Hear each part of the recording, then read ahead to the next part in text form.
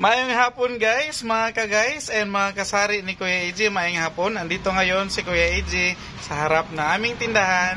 And bago ako mag-umpisa, shoutout ko muna si Sir Torres, ang pinakamagaling na SK, Sangguniang Katigulangan. Magaling yan sumayaw guys. Mahilig yan na mag-ballroom. At saka ano ito, DI. DI ito na mga SK dito sa amin. At si Busing. Si Busing, suki namin sa yellow. Namimili yan si Busing na ice or yellow every afternoon kasi may benta din siya sa labasan na balut. Ayan po. And ang isi-share ni Kuya AJ today guys is ang aming tindahan. Of course, as always, si Kuya AJ is laging nagsishare ng aking mga paninda sa aming tindahan. And ito nga, bagong display ang mga gulay ni Kuya AJ. Kahit mahal ang gulay ngayon guys, is always pa rin namimili si Kuya AJ para at least meron tayong ibenta. Kasi sabi ko nga, dapat meron talaga tayong stocks, meron talaga tayong pambenta para makalaki-laki tayo ng benta sa araw-araw. Kasi ito guys, ano ito malaking kawalan po sa amin pag wala kaming display gulay dito sa aming tindahan. Dahil yung ibang gustong mamili ng ibang mga bilihin is hindi na dadaan dito, diretso na sila doon sa labasan. Ang lapit lang kaya ng labasan sa amin. And pagdating mo doon, maraming talipapa, maraming display ng mga gulay, karne, manok, or lahat-lahat meron sa labas. So, kailangan meron kami para at least maharangan namin yung ibang customers hindi makapunta doon sa labas. Yun ang pinaka-aim ni Kuya AJ, pinaka-goal na dapat meron talaga always. Pero pag talaga guys, yung busy si Kuya AJ hindi nakapamili. So, yun ang problema dito sa amin. Dahil sa awa ng Diyos at sa tulong ng Diyos, aming mga customers is namimili talaga ng mga gulay dito sa aming mga gulayan. And kahit na guys, iba naman syempre yung presyo ng mga gulay sa palengke compared dito sa amin, pero di hamak naman na yung mga gulay namin is medyo baba konti doon sa presyo sa labas dahil sila po is naintindihan naman natin na ngungupahan sila doon, nagbabayad sila ng rent, syempre, and meron sila mga tindero at tindera. Diyan lang po nakalamang si Kuya AJ. So, start na tayo. Kasi mahaba-haba na yung yawayan ni Kuya AJ. Andyan yung ating subscriber. Si Joshua Garcia? Akala ko si Joshua Garcia. Ayan. Mga artista yung mga suki ni Kuya AJ dito guys, mga customers. Oo. And ito yung nabayaran ni Kuya AJ. Ang total is 1,410. Nakaabot din ng 1,410. Yan lang ha. Yung gulay na yan lang. Pakunti-kunti.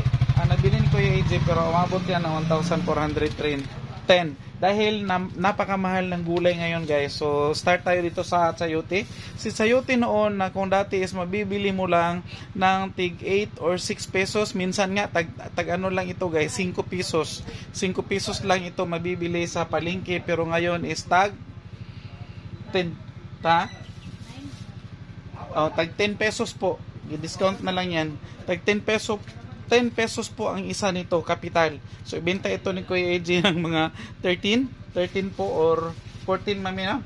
13 pesos binta ni Kuya AJ yan guys. And meron tayong ahos. Si ahos guys is nananatili sa kanyang presyo. Mangupya mo na si Kuya AJ. Ay, hala. Umakyat si ahos. Dati kasi 120 to 130 lang itong kilo ni ahos, pero ngayon isa sa 150 na po ang kilo ni ahos kapital. Ang kapital yan guys ha. Si Bombay, ang Bombay naman or hindi ito Bombay, sa sibuyas yan, sibuyas pula yan sa mga Tagalog. So tawag kasi dito sa amin sa Davao is Bombay. Iwan ko anong tawag sa inyong mga lugar niyan. Si Bombay is nasa okay pa rin yung presyo niya guys. Mananatili pa rin siya sa retail price natin na 130 pesos ang kilo. Retail na yan guys kasi hindi naman nakaabot siya na 100 lang, 95 to 100 lang po ang kilo nito. ang Bombay natin. And si kamatis na always mura pa rin yung ating kamatis. Kahit na iba yung presyo niya sa last na bili ko is mura pa rin kung compared sa mga dating presyo ni kamatis, kasi nasa lang ito, nasa 28 to 30 pesos ang per kilo kapital. And itong si Sili-Kulikot, mahal pa rin guys. Mahal pa rin si Sili-Kulikot. Hindi nga ako nakakuha nito last time. And ngayon is meron na, and ang capital nito is nasa 250 po. 250 ang sili na kulikot or siling laba. Ganon siya kamahal. Si patatas is mura. Si patatas ngayon guys, nasa 75 to 80 pesos ang per kilo ni patatas. At saka yung ating luya, si luya na mahal din. Lahat na lang mahal. Si luya na mahal din, nasa 230 po ang kapital ni luya. Last time is 240 ang kapital ni luya. Ang ating palya or ampalaya, ito nakabalot pa guys. Maganda yan. Ayan, buksan ko lang. Mamaya na lang guys para mabilis tayo. And si ampalaya is nasa, saan ba si ampalaya dito? Wala. Ang tagal. Ang ampalaya guys is nasa 55 to 60 pesos ang per kilo. At saka si pipino na mahal dati, ngayon po si pipino is mahal pa rin. Si pipino is nasa 48 to 50 pesos ang per kilo. At saka ang talong natin guys is nasa nasa 45 to 50 ang kilo ng talong. At saka si repolyo is nasa 65 to 70 pesos ang per kilo. At saka si sibuyas dahon po is daming langaw.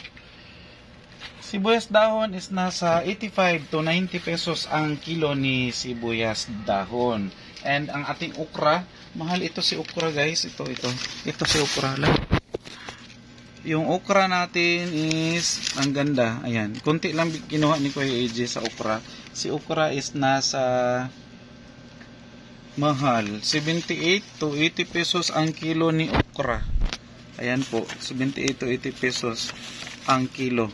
At saka yung kalamansi, si kalamansi po guys, nakuha si Kuya AJ ng mga at least 1 kilo siguro. Nasa siya?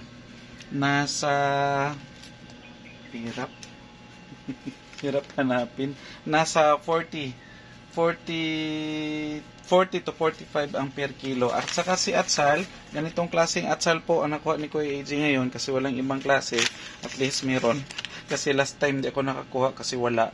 And ang kilo nito ngayon guys is nasa 195 to 200 pesos ang kilo ni atsal. So ganon kamahal ang presyo ng ating mga gulay sa ngayon. Pero okay lang. Ito is mabibenta pa rin dahil pangunahing pangangailangan sa ating mga pamamahay ang gulay. And ito na lang din po yung naiwang tuyo ni Kuya AJ. Meron pang konti doon na for repack. So magre-repack tayo para gaganda yan dyan lalo. And balik tayo dito sa ating gulay bago ako magtapos guys. Para sa mga kapitbahay ni Kuya AJ and mga suki ni Kuya AJ dito sa aming tindahan, meron na po tayong gulay. Meron ako kahapon or isang araw, naubos siya kahapon. So kaninang umaga, pakunti-kunti na lang talaga. So diretso naman ako guys namili. Anyway, malapit lang naman yung bilihan ni Kuya AJ na mga gulay dahil dito lang din si Kuya AJ namimili sa aming barangay. Meron tayong isang tindahan na nag-wholesale talaga ng gulay. And lahat halos na mga talipapa dyan sa labasan is doon na rin namimili. So bakit pa pupunta si Kuya AJ sa bangkiruhan na malayo, gasto sa gas at saka kakain pa ng ilang oras doon guys. So dito na lang at least pinakamabilis 30 minutes to 1 hour pag hindi magchika-chika si Kuya AJ doon guys sa bilihan is mabilis lang talaga si Kuya AJ makabalik dito sa aming tindahan. And that's all for today na lang sa update ni Kuya AJ guys dito sa ating mga gulay at saka sa aming tindahan na rin kasi andyan yung aming tindahan. Ang oras pala guys is nasa 3:30 na mami na. 3:30 na po ang oras ngayon and si Mami Iya is andoon sa loob, hindi makita kasi madilim. Bye-bye muna for now.